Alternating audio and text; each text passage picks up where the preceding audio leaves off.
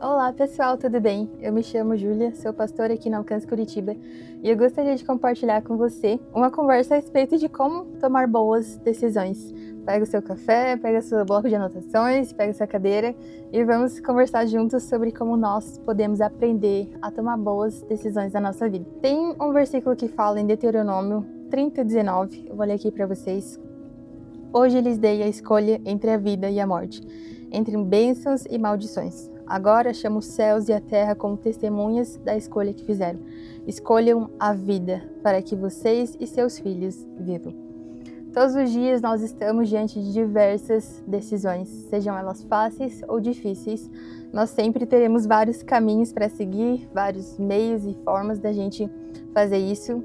E é muito importante a gente ter em mente que nós precisamos tomar boas decisões, porque as nossas escolhas têm o poder tanto de gerar vida quanto de gerar morte, o poder de ser uma bênção ou o poder também de ser uma maldição.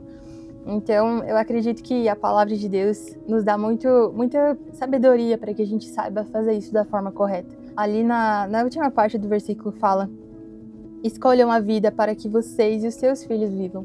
Então, as nossas decisões não falam só a respeito de nós, não impactam somente a nossa vida, não trazem consequências somente para nós, mas são decisões que transformam também uma geração, que impactam também uma geração. Então, eu quero que você fique com isso em mente, que é muito importante a sua escolha ser uma escolha de sabedoria, uma escolha de bênção e uma escolha de vida, porque os seus filhos, os seus netos e os filhos dos seus netos podem ser abençoados pela sua decisão de hoje. Talvez você esteja pensando, que você não teve uma boa educação em casa, você não teve uma boa família, você não foi muito bem tratado, você teve traumas e rejeições, você não teve um bom exemplo dentro da sua casa. E eu quero te dizer que essa escolha hoje pode transformar a vida da sua família, da sua descendência. Talvez o seu passado ainda possa estar falando do seu presente, ainda possa estar impactando e trazendo consequências para o seu presente.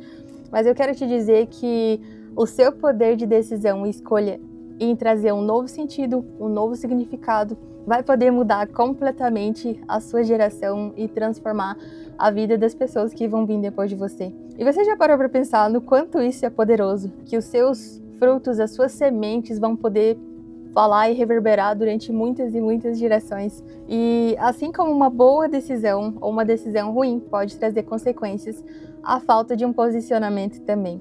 Muitas vezes a gente tem uma omissão em não decidir por conta do medo, por conta de não saber qual vai ser a resposta, qual vai ser a reação, qual surpresa nós vamos ter no meio do caminho.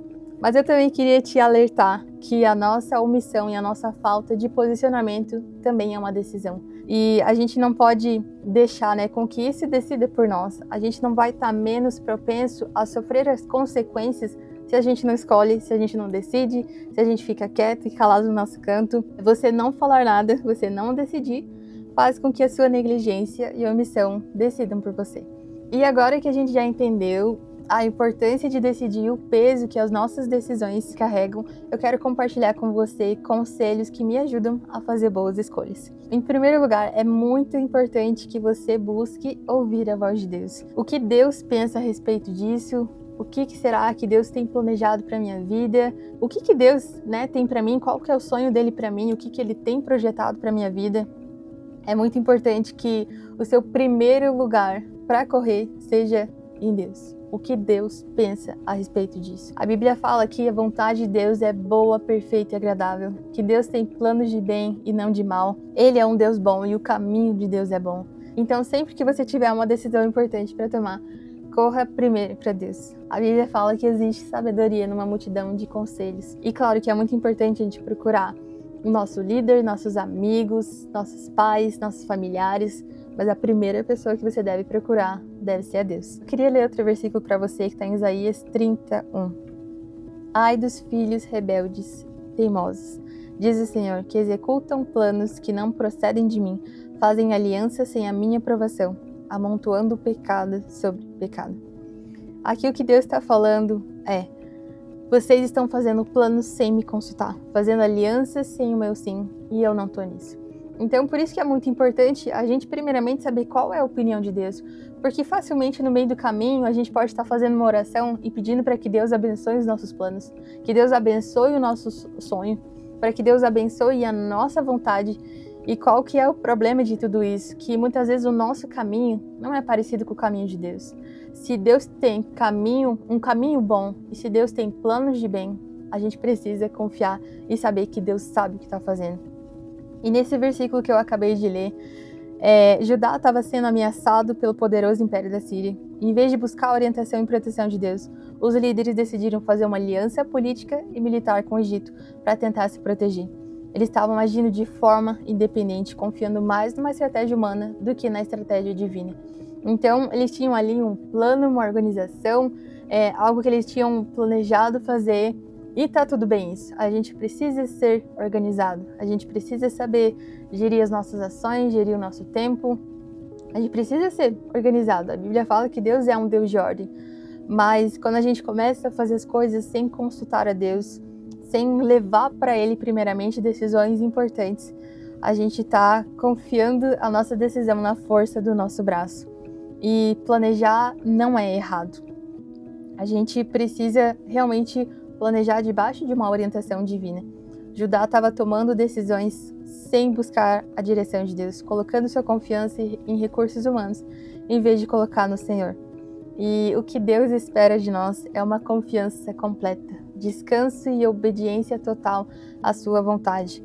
É muito fácil a gente orar, assim como eu falei, pedindo para que Deus abençoe os nossos planos, para que Ele realize os nossos desejos, como se toda vez que a gente chegasse, para orar, a gente falasse: Deus, está aqui a minha vontade, esse é o plano perfeito. Se você abrisse tal porta, se você dissesse sim, se você me conectasse com tal pessoa, se você realizasse esse desejo, Deus, você só precisa fazer isso. Você só precisa fazer da maneira como eu estou falando. Mas eu quero te incentivar a não escolher um caminho e pedir para que Deus abençoe seus planos, mas que você ande no caminho de Deus e seja abençoado pela sua obediência.